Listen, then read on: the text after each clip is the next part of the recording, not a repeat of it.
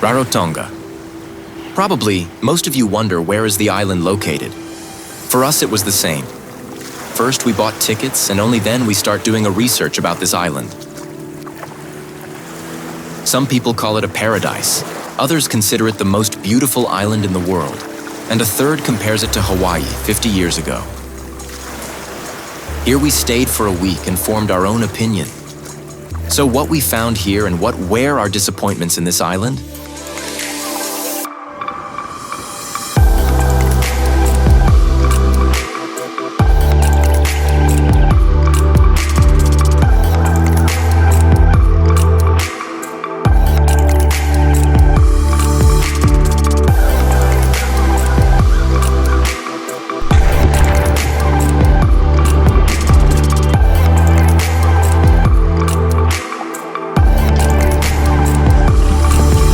Rarotonga sounds not like the name of an exotic island, but sounds like a name of a volcano. In fact, the island in general is the tip of an ancient volcano, submerged under the ocean about 4.5 kilometers. Other Cook Islands are formed very similarly as Rarotonga. These include Aitutaki Island, famous for its white sand lagoon, and other distant exotic islands. Even more distant are the Northern Cook Islands group. For example, names like Puka Puka or Manihiki. These names immediately tell you what exotic pleasure waits you there. All the islands are located in the middle of the Pacific Ocean, which is so huge that it appears to occupy half the globe. Rarotonga Island, for example, is in distance of 5,000 kilometers from the nearest continent. But still, such distances did not scare people. The first inhabitants came from the island of Tahiti at about the 10th century, and it also believed that these people have descended from Southeast Asia and brought with them Asian pets, rodents, and by the way, about 30 species of carnivores. Meanwhile, Europeans strayed into the island only in the early 19th century, when English missionaries disembarked and spread Christianity. So, how far is the island from us? It can be said that it is located on the other side of the world. If we dig a tunnel passing through the center of the Earth, the projection of Lithuania would be somewhere here. So you won't reach the island with one flight. You will have to transfer to Sydney, Los Angeles, or Oakland, Rom, which we flew here. By the way, we fell into a very unusual situation during the flight because we flew into the past. Here is the international time zone. From here, the morning begins, and it continues to travel around the Earth in a western direction. Meanwhile, the morning on the right is past days, so we had to jump this bar and find ourselves from December 2nd to December 1st. This is how we came to the past, literally and figuratively.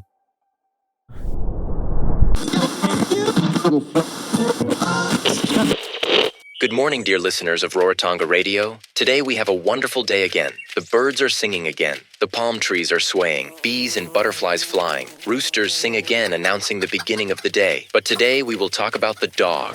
Our Rarotonga dog. We have here around 4,000 of them, on the beach, in the bushes, on the street, in the water. You will find them everywhere. Just to let you know they are very friendly, you will bond with them during all the holidays. They will sit together, lie down together, walk, swim, take pictures, and protect you from everything, even if the drone wants to attack you. They eat coconuts, fruits, and loves fish and crabs the most. I can't be anything else but surprised how these dogs get along with local chickens and cats. They don't even touch them. That's how we live. Remember, do not feed the dogs, and if the dog bites, go to see a doctor or pharmacist.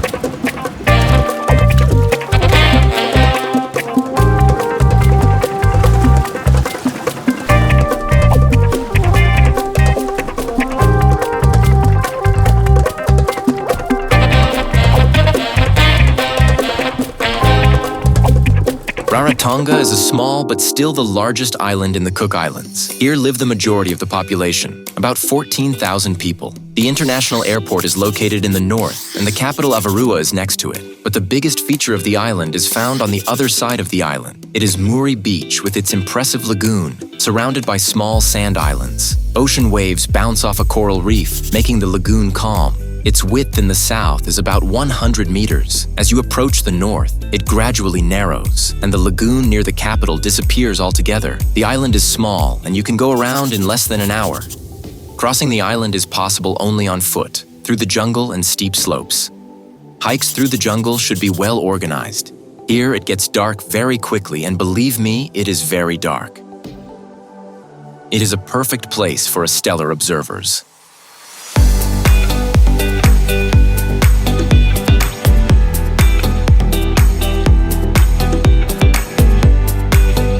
The sunsets and sunrises, of course, here are also amazing.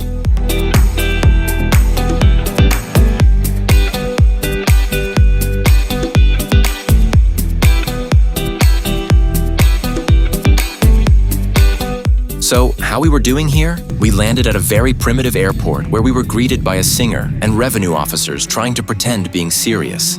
But still, they smiled from time to time. Everyone who arrived received a flower wreath from the welcoming drivers. Only we don't, because we travel on our own. It didn't break us, and we quickly find transportation and went to our house on the seashore. Then begins our lazy holidays under the palm tree. But after a half of the day, I realized that lazy holidays are not me. At first, I walked away the whole coast and the area near us. Also got to know the local dogs. I dived from the marina with the local kids, where after that, it turned out to be an inadvisable place to swim due to the currents. I filmed around everything that was moving, and finally started climbing in the palm trees. When my girlfriend lost her patience, she agreed to pick up a scooter and explore the island. When renting a scooter, we got a surprise. It turns out I need to pass local license for scooter. I rented a scooter, but immediately they told me to ride to a place where I can pass my license. We came to the end of their work. There I had to fill in some documents, and also I had to pay. And here I am already a full-fledged Cook Islands driver. I have a great souvenir from this island: these driver license. Rarotonga's roads are quite dusty, the traffic is quite heavy, and a dog can run on the road at any time. But still, a scooter is the best way to see the island. It offers easy access to any beach. In the evening until sunset in the western part of the island, till the sunrise on the other side of the island, you can just go around the island in 40 minutes. On Saturdays, there's a local market in the capital, which we easily reached again by the scooter. Here, the events and performances are performed by local dancers and musicians. We came there during the girls' show. Dance and singing are deeply ingrained in their culture. They are included in the school curriculum, so it can be said that everyone here can dance and sing. We lived next to the school, so the sounds of drums were played there all day. In addition, local fruits and vegetables are available at this market, as well as home-cooked food and refreshing drinks.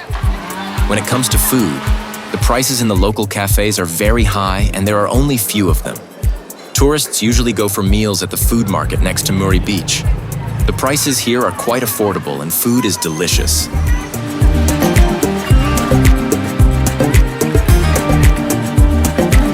Also, it is fun to see a lot of people around as everyone is scattered around the island during the day. I wanted to go through this island by foot during the holidays, but it's not that easy. In the middle of the island are densely overgrown mountains, and the only road passing through the island has been closed. But it is not a problem. I found a good place for a hike near our house. After a long climb, I was able to breathe in the cool air.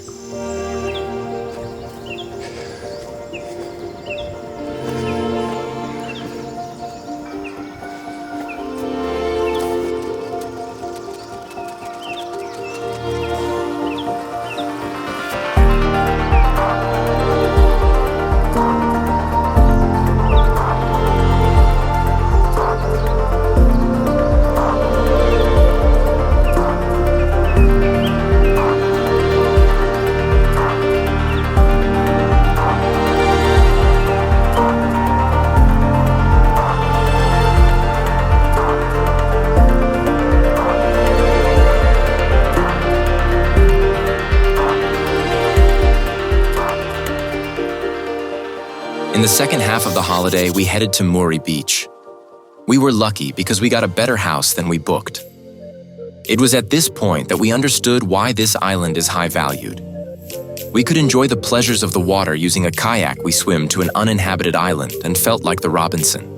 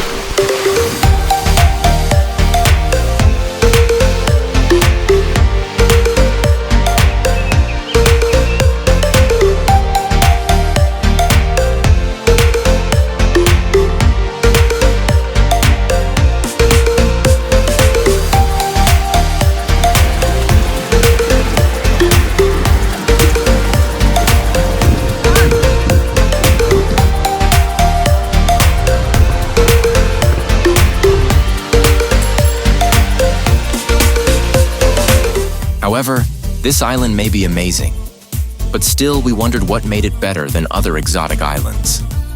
Holidays without internet may not scare everyone, but high prices and a long journey to it scared most of the travelers. It was fun to be here and visit the island, but we have our other favorites and we won't stop looking for even better places. Thank you for watching. If you liked, please be sure to subscribe before the next upcoming video.